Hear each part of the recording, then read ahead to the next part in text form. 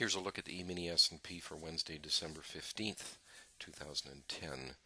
Going into today, we had said yesterday that we had good support at 26 and at 32.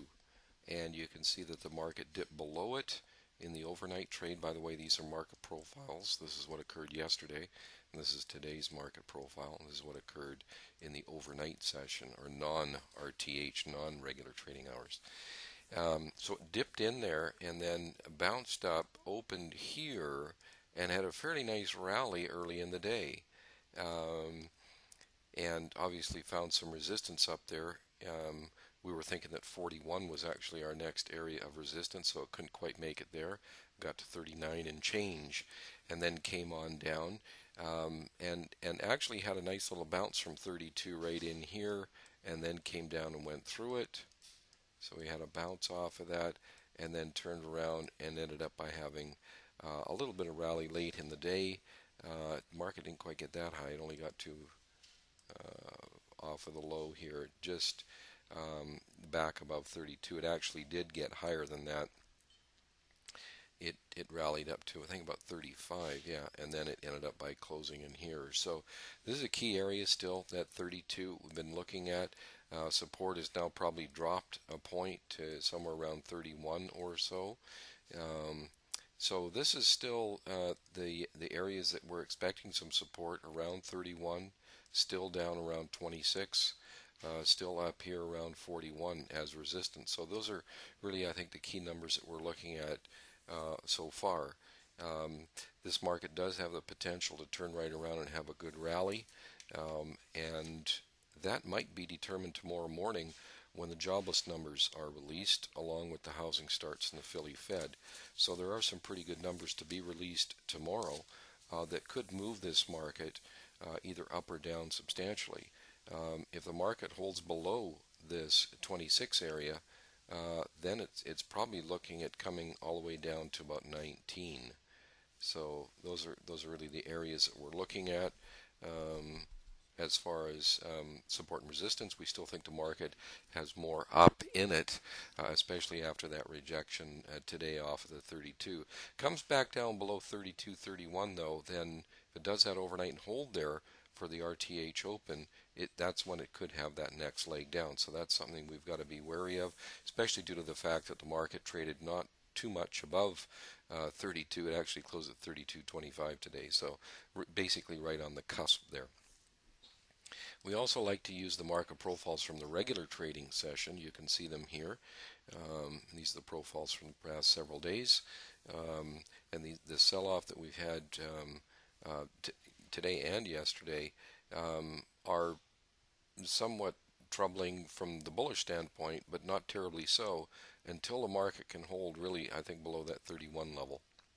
As far as our trades were concerned today, let's take a look at the actual.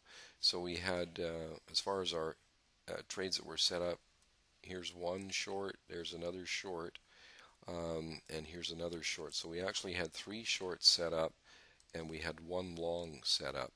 So you can see where the dashed lines are. So this is our entry price for our short. You can see it come across here. Actually ended up by getting short right in here, which gave us a really great fill to be part of this down move here. As a result, the second trade, we were stopped out of this last trade. It did move 5 points in our direction, stopped out of the final partial for a 4-point gain. So that was nice for that trade. And then we were able to get short also right in here. You can see the dashed line just ever so slightly there, and be able to take part in this down move. This third short we had right here was not traded because we were already short when it was triggered. So just a couple of short trades. Now this long trade, you can see our filter did turn green late in the day, and then very late in the day turned red again. So there was an opportunity. This was what we would call an optional trade. The kind of structure that we had here today is not something that we would want to trade against, i.e. be long, once the market had come down here and triggered us into this trade. So this trade, even though the filter was green, would be more of an optional kind of trade. It did move 3 ticks against us and then 3 ticks for us. So worst case scenario, um, not having taken this trade would have either been a break even with a fill here or to get stopped here with a 3 tick loss in the full position.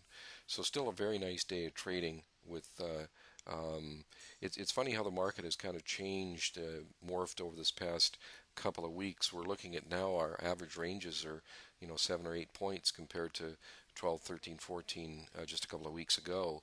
As a result, during this month, we've only had 13 trades, and 12 of them have made us money. So um, our number of trades have obviously dropped, but we're still looking good as far as having a nice winning record when you consider 12 out of 13 trades so far in December. It's not very many trades.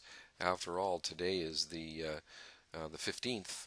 So we're halfway through the month. We've only had 13 trades. So, but that is obviously to be expected to some degree when you're taking a look and realizing that these average ranges have really dropped off quite a bit. So 12 for 13 so far in December.